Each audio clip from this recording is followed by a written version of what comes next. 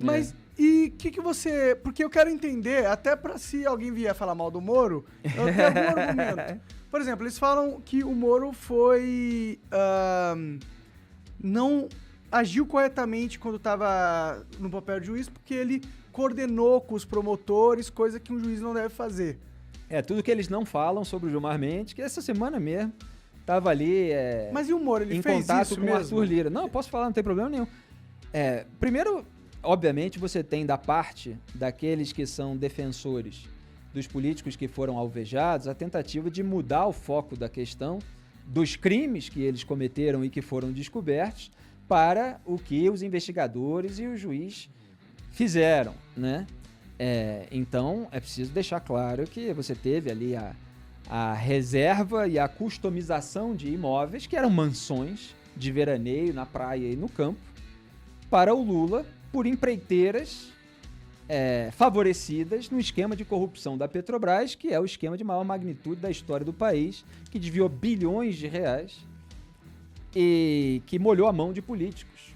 Então, é a velha venda de favores e influência de quem está no controle do Estado brasileiro para quem é um empresário que está querendo ter um contrato público. Então, você me dá o contrato público aqui, que te paga a propina ali, e você tinha ali desnudado pela Lava Jato um esquema de arrecadação de propina em que políticos e partidos colocavam e mantinham pessoas ali em pontos estratégicos da Petrobras para arrecadar propina, né?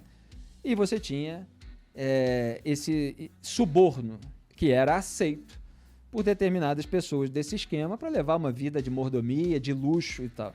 E que elas poderiam ter recusado se elas fossem moralmente elevadas como elas posam que são.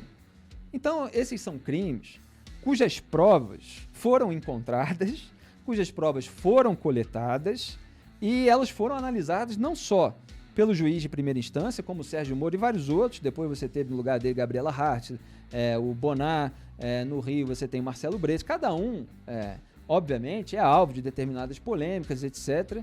E cada caso precisa ser analisado no seu caso. E você tem a parte de Brasília, que é sempre, geralmente mais branda, né? Porque Brasília é o túmulo do combate à corrupção. Opa! E aí você tem as mensagens que foram vazadas. Aí você tem, em primeiro lugar, no aspecto jurídico, você tem um problema, porque são provas ilícitas Que podem ter sido adulteradas. que podem ter sido adulteradas, ou seja, um conteúdo não autenticado que ficou na mão de uma quadrilha de hackers durante meses e depois foi congelado a partir de um momento em que você não é capaz de dizer se aquilo é realmente o conteúdo original. Então, juridicamente, isso é o nada. É uma nulidade jurídica para qualquer tribunal decente do planeta. Menos o STF. Não, aí é que entra um dado curioso, Monark, que o STF ele declarou a suspeição do Sérgio Moro e teve votos contrários, como do Luiz Edson Fachin, do Roberto Barroso, altamente técnicos, citando outras decisões de tribunais internacionais e tal. Mas o que é mais curioso a respeito dessa história é que eles não formalizaram o uso das mensagens roubadas. Porque eles sabiam o problema que isso podia dar. E a repercussão negativa no ambiente jurídico, eventualmente até internacional, que poderia dar, embora o Lewandowski tenha falado no meio da... Lewandowski é eternamente Lula, né? E ele tenha falado, pode ser ilícita e tal, mas não foram amplamente divulgadas e não foram contestadas. Que juiz fala isso no meio de um julgamento no tribunal? Bizarro. Não, elas foram distribuídas aí, foram publicadas tá aí na internet. Você tá falando, deve ser verdade, Exatamente. E aí ele falou assim, não, são reforços argumentativos. Quer dizer, o sujeito não formalizou o uso daquelas mensagens, mas ele estava decidindo com base nelas, O que é um absurdo por si só. Juridicamente depois de falando. toda uma campanha Sim. política, com os porta-vozes do lulismo aí na internet e tal, gente que possivelmente não publicaria determinado conteúdo roubado, não autenticado, Mas se o não que fosse eles do usaram interesse pra pessoal. anular? O que realmente Então, foi aí o eles usaram material? outras coisas que foram decididas ao longo da investigação. Tipo o quê? Porque é o caso da condução coercitiva, né? Que depois o Gilmar Mendes acabou com ela. Aí você junta a condução coercitiva aqui, você junta com uma outra decisão ali, você fala assim, olha quantas decisões contrárias. Ora, é o juiz que estava tomando as decisões a respeito de um caso de um investigado por aceitação de suborno Então é óbvio que você tem decisões desfavoráveis ao réu que irritam o réu, que irritam a defesa. E condução coercitiva, isso é das coisas mais curiosas. Assim, as pessoas precisam ser muito cegas, voluntárias para ver. O Brasil tem condução coercitiva de vagabundo há décadas. Foi quando chegou lá no tubarão da polícia e falou assim, não pode conduzir coercitivamente. Pegar um ex-presidente. Pegar um ex-presidente. Olha só o eu tinha desgaste. essa visão, eu tinha uma visão Olha a que, imagem política. na então verdade, nunca eu se ouvi interessou. falar pra caralho sobre esse lance que essas conduções coercitivas, é assim que fala? É assim. Que é você levar não seriam A legais. força pra depoimento. Não é exatamente levar a força, é você levar para depor, mesmo que a pessoa não queira, né? Você fala força, assim, porra. não é a força porque não necessariamente o sujeito vai lá e pega pelo cabelo, é assim, olha, temos aqui uma condução coercitiva, precisamos levar você para depor. que ele faz? Tá bom, então a polícia vai e acompanha. Se o cara recusar, Ele vai pegar pelo ter que cabelo, pegar. Exatamente, vai ter que pegar pela força. Exatamente, é isso. É só para deixar claro que não é a violência física necessariamente Entendeu. sendo usada. Mas claro. isso é um dispositivo que poderia ter sido usado de fato? Poderia ter sido usado em vários casos. É que vários juízes estavam usando. Eles podem achar que a alegação não foi forte o suficiente, a argumentação para aquilo, mas eles nunca se importaram com isso. Era só porque era o tubarão da política. Mas você concorda que é meio... E aí você... É perigoso um pouco isso, porque, tipo, não dá pros fins justificarem os meios, tá ligado? Tipo, eu entendo que o Lula é um filho da... Eu acho que ele é um cara desonesto, entendeu? Mas não justifica a gente quebrar leis do direitos e garantias de todo mundo pra pegar um filho Mas da é que essas puta, leis, entendeu? elas não foram quebradas nesse caso. Era um instrumento que estava sendo Mas esse usado negócio em do cara diversos casos. auxiliar o promotor e direcionar o promotor pra ele acusar de um jeito Não, que então- pra ele seria mais fácil julgar o cara culpado. Isso não é um problema? Pra mim parece um pouco um Então, problema. aí a gente continua aqui no raciocínio. No caso do Lula, você teve as provas, assim como no caso do Flávio Bolsonaro, eu estava explicando. Então você teve a coleta de provas.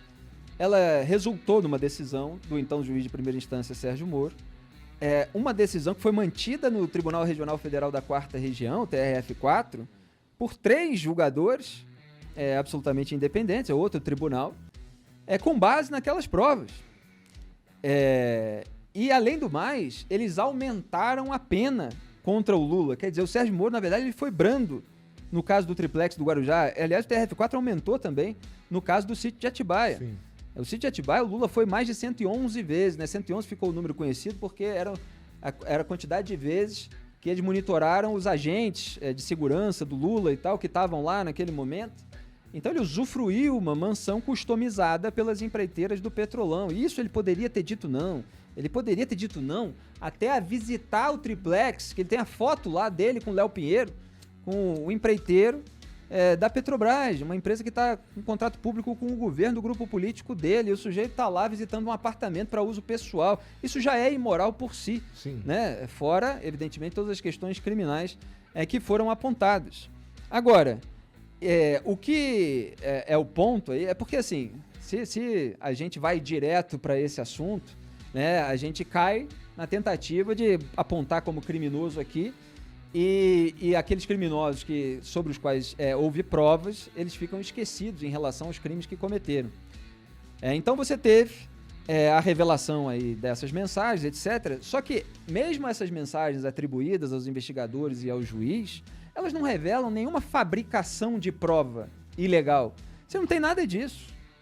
E você, como apontaram os ministros Luiz Edson Fachin e Luiz Roberto Barroso, você não tem ali uma intenção e uma ação deliberada para prejudicar alguém com uma manipulação de prova no processo. Mas e há aí quem ele diga pega que- o histórico de todas as decisões dos tribunais internacionais para dizer justamente que a suspeição só é declarada quando você tem algo assim nesse sentido. Então eles pegam, geralmente são ilações que eles fazem a partir de um conteúdo não autenticado, que eles dão a interpretação mais negativa possível e tal, para fingir que aquilo adulterou algo no processo e que o sujeito só foi condenado por causa disso e não pelas provas que foram coletadas independentemente de qualquer coisa.